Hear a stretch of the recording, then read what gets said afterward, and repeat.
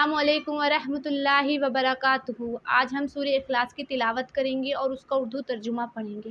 سورہ اخلاص جو ہے وہ مکہ میں نازل ہوئی۔ اس میں 4 آیتیں ہیں اور 1 رکوع ہے۔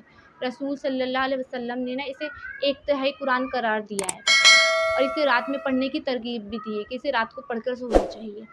بعض صحابہ تو ایسے تھے کہ وہ ہر نماز میں اس سورت کے ساتھ دوسری سورت کو ملاتے تھے، جس پر رسول صلی اللہ علیہ وسلم نے یہ فرمایا کہ تمہیں سورہ اخلاص کی محبت تمہیں جنت میں لے جائے گی۔ اور اس سورہ کا سبب نزول یہ بتایا جاتا ہے کہ مشرکین نے کہا کہ اپنے رب کا تم نسب بتاؤ۔ اعوذ باللہ من الشیطان الرجیم، بسم اللہ الرحمن الرحیم۔ قل هو اللہ احد، آپ کہہ دیجئے کہ وہ اللہ تعالیٰ ایک ہی ہے۔ اللہ الصمد، اللہ تعالیٰ بے نیاز ہے۔ لم یلد ولم یولد، نہ اس سے کوئی پیدا ہوا نہ وہ کسی سے پیدا ہوا۔ ولم یکن لہ کفوا احد، اور نہ کوئی اس کا ہمسر ہے۔